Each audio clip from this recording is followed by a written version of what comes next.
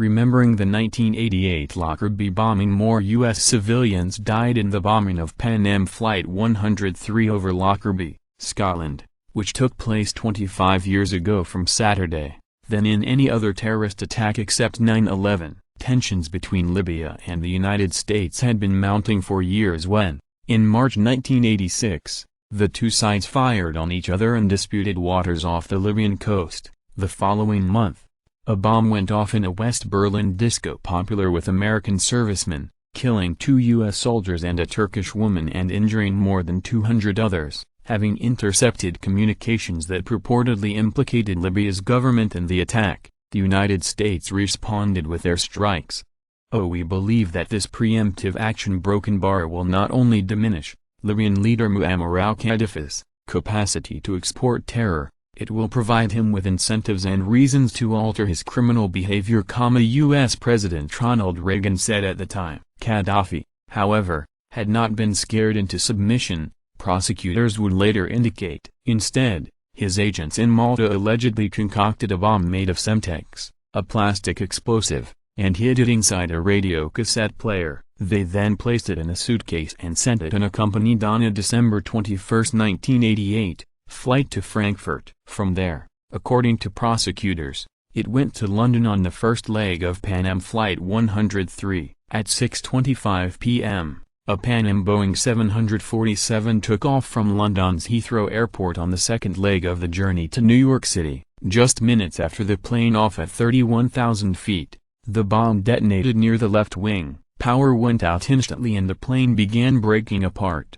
sending the crew members and passengers, including 35 Syracuse University students returning from a semester abroad, plummeting toward Earth. None survived. Meanwhile, down below in the small town of Lockerbie, Scotland, residents found themselves directly in the path of falling plane debris. When the fuel-laden wings and a section of the main body crashed into one house, the subsequent explosion created a 155-foot-long crater and sent a fireball shooting up into the sky. One policeman reportedly compared it to the mushroom cloud from a miniature atomic bomb. The couple that owned the house died, as did 9 neighbors ranging in age from 10 to 82. Homes up to 75 yards away lost their roofs, and those even further from the blast had their doors and windows shattered. Pieces of the plane came down elsewhere in Lockerbie as well, causing dozens of fires to break out. Of the 270 victims that day, 189 were American. Their families soon began clamoring for answers,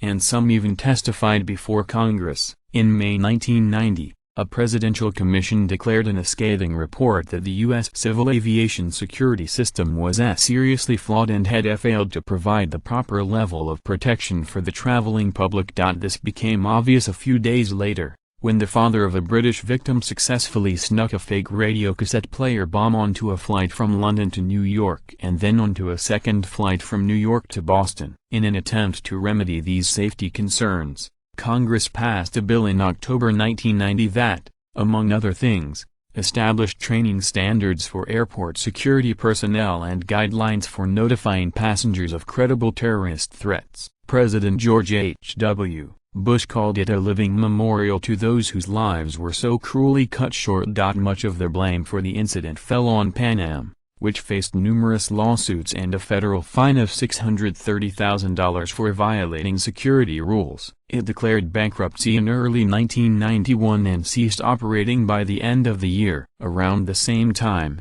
U.S. and Scottish prosecutors charged Abdel Basset Ali al-Migrahi and Lamin Khalifa Fhimah, both alleged Libyan intelligence agents, with executing the attack. Though Gaddafi at first refused to turn them over, a deal was eventually worked out in which they went on trial in the Netherlands under Scottish law. Only Migrahi was found guilty. He remained incarcerated from 2001 until 2009, when the Scottish authorities, believing he would die within a few months of prostate cancer, released him on compassionate grounds, proclaiming his innocence to the end. Migrahi finally succumbed to the disease in May 2012. As for Gaddafi, his regime accepted responsibility but not guilt for the attack in 2003 and agreed to pay $10 million to the family of each victim. Due to a missed deadline, this was later reduced to $8 million.